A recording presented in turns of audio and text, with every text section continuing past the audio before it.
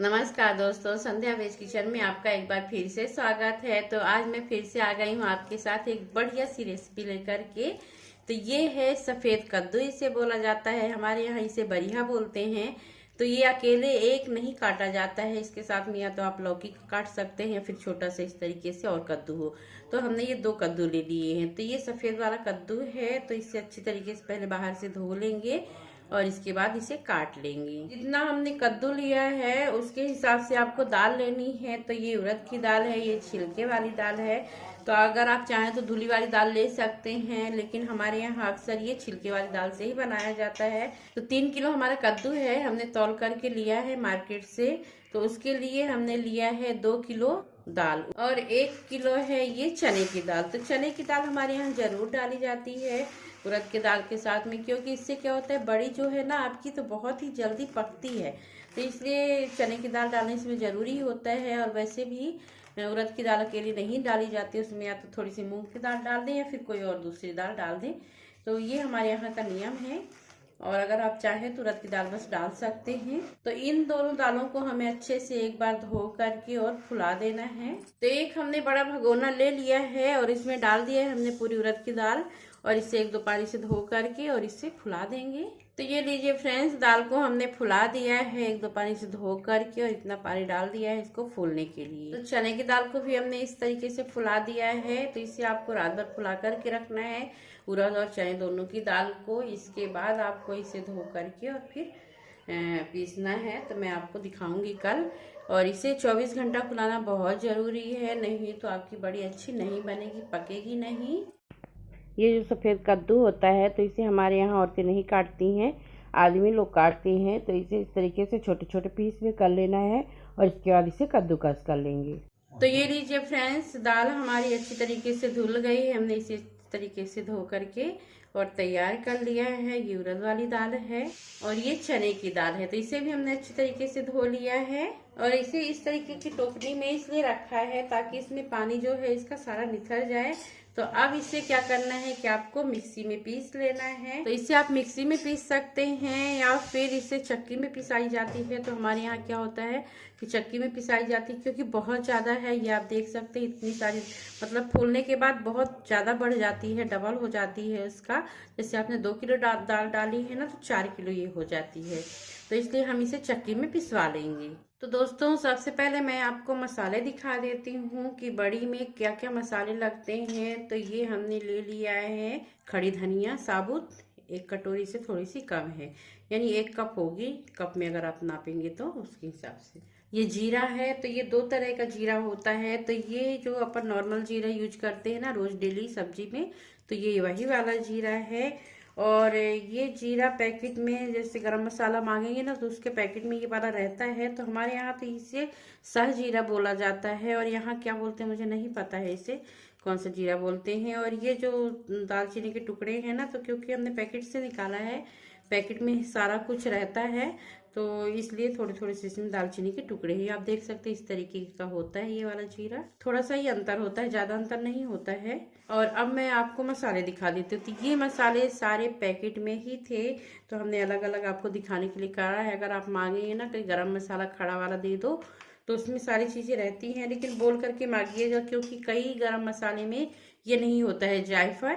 तो ये भी ज़रूरी होता है बड़ी में डालने के लिए। और ये होता है चक्र फूल, इस तरीके का, अगर आप अलग अलग लेंगे तो।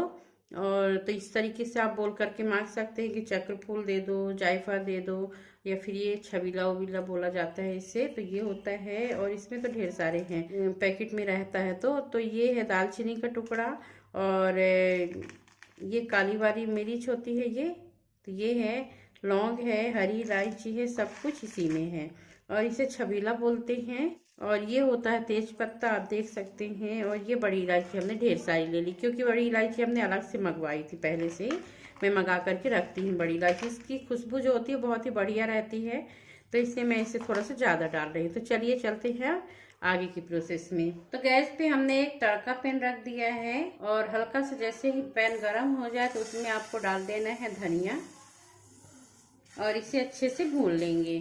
तो ये लीजिए फ्रेंड्स, धनिया हमारी अच्छी तरीके से भुन गई है। जब इसमें अच्छी सी खुशबू आने लगे तब आप समझ जाइएगा कि धनिया आपकी भून चुकी है। और कलर भी आप देख सकते हैं, कलर भी हल्का सा इसमें चेंज हो गया है। तो गैस को हमने बंद कर दिया है और इसे निकाल देंगे एक बर्तन में ठंडा होने के लिए। तो फिर से हमने वही वाला पैन रख दिया है और उसमें डाल देंगे जीरा। तो हम दोनों जीरा को इकट्ठा डाल देंगे इसमें। और गैस को हमने चालू नहीं किया था तो गैस चालू कर देंगे।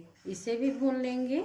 जीरा से भी बहुत ही बढ़िया सी खुशबू आने लग गई है। तो अब हम गैस को भी बंद कर देंगे और जीरा को इस तरीके से हल्का सा और चलाने देंगे इसमें। तो फ्रेंड्स, जीरा से भी बहुत ही बढ़िया सी खुशबू आने लग गई है और हल्का सा कलर भी चेंज होने लग गया है। तो गैस को हमें बंद कर देना है और इसे थोड़ी देर इस तरीके से गरम पैन में चला लेना है और इसे भी निकाल लेंगे। अब हमने फिर से वही वाला पैन रख दिया है और उसमें हमें डाल देना सारे ये खड़े मसाले, सबको डाल देंगे। इन सबको भी भून लेना है इस तरीके से। ज़्यादा नहीं भूनिएगा, बस हल्का सा ही भूनना है, गरम करना है ताकि अच्छे से पीस सके। बस हल्की सी खुशबू आने लग जाए, क्योंकि अगर आप मसाला भून करके बनाते हैं ना तो बहुत ही बढ़िया सी खुशबू आती है, सोंधी सोंधी सी। तो अब हमें गैस को बंद कर देना है और गरम पैन में से इस तरीके से हल्का सा चला लेना है। हल्का सा गरम हो गए हैं सारे मसाले। इससे ज़्यादा इन मसालों को ना भूने, नहीं तो फिर इसकी खुशबू जा सकती है। ये आप देख सकते हैं किस तरीके से हल्का हल्का सा धुआं छोड़ रहा है, ये देखिए। तो गैस को हमने बंद भी कर दिया है। अब चलिए इसे हम इस तरीके से रखे रहने इसी में।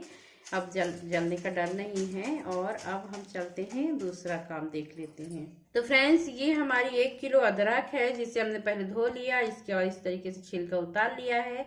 और अब हमें इसे छोटे छोटे पीसेस में कट कर लेना है। और ये हमने लहसुन छील करके रखा है। तो इसका नाप नहीं है कोई, क्योंकि लहसुन हमारे घर में रखी थी पहले से, तो हमने इसे मंगवाया नहीं था। तो इसलिए मैं आपको नहीं बता सकती हूँ कि लहसुन कितनी है। लेकिन जो गांठें होती है ना लहसुन कितनी बड़ी बड़ी सी, तो इसकी गांठें हमने 7 गांठें ली थी। तो चलिए पहले अदरक को हम छोटे छोटे पीसेस में कट कर लेते हैं जब तक हमारा मसाला ठंडा हो रहा है। तो ये लीजिए फ्रेंड्स, अदरक को हमने इस तरीके से टुकड़ों में काट लिया है और इसे अच्छी तरीके से फिर से धो लिया है। और लहसुन को भी हमने एक पानी से धो लिया है। तो अब हमें लेना है एक मिक्सी का जार और ये मसाले इसमें डाल देना है। जीरा भी डाल देंगे और ये सारे मसाले भी इसमें डाल देंगे। हींग डाल देंगे। हींग बड़ी में बहुत ज़रूरी होती है, हींग जरूर डालिएगा। अदरक को भी पीस लेंगे।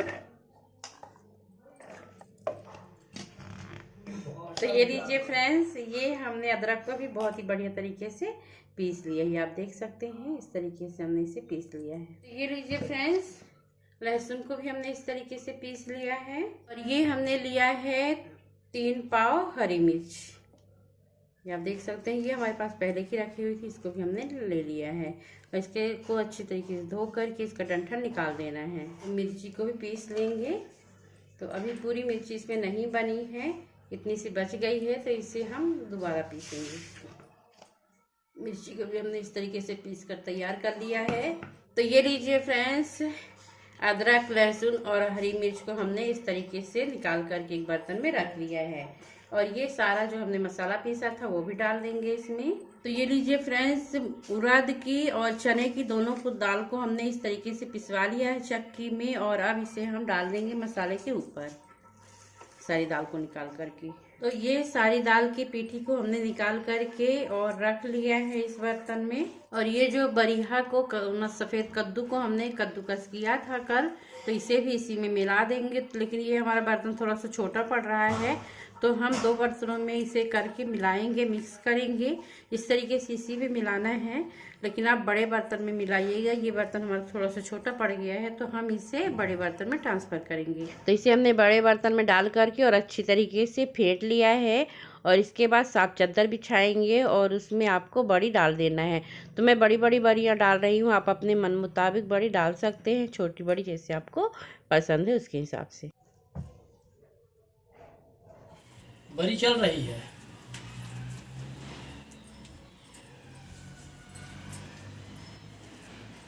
ऐसे डालते हैं बड़ी, दिखा दो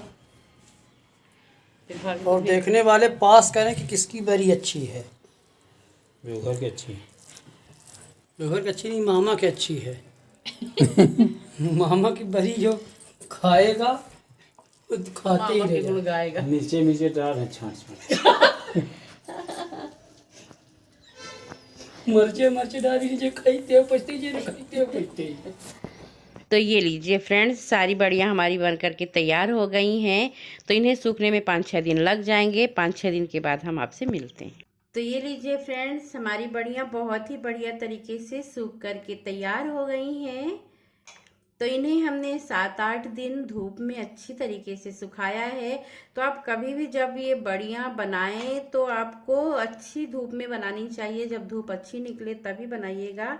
अगर आप बदल के टाइम पे बनाएंगे ना तो फिर ये बड़ियाँ जब आप पकाएंगे, इसकी सब्जी बनाएंगे तो अच्छे से वो पकती नहीं है। तो इसलिए इसे अच्छी से धूप में ही मतलब दीजिएगा और इसे 7-8 दिन अच्छे से सुखाना है। ये आप देख सकते हैं। मैं आपको एक तोड़ करके दिखा देती हूँ कि कैसी सूखी है। ये लीजिए, बहुत ही बढ़िया तरीके से सूख करके तैयार हो गई हैं। और अगर आपको इन बड़ियों की सब्जी की रेसिपी चाहिए तो आप कमेंट करके बताइएगा, तो मैं इसकी सब्जी बना करके आपको जरूर दिखाऊंगी। और अगर आपको हमारा ये वीडियो अच्छा लगा है तो लाइक कर दीजिए। चैनल में पहली बार आए तो सब्सक्राइब कर दीजिए। बेल आइकन पे क्लिक करके ऑल पे सेलेक्ट कर दीजिए, ताकि जो भी नए नए रेसिपी के वीडियो लेकर के आती हूँ आपको सबसे पहले मिले।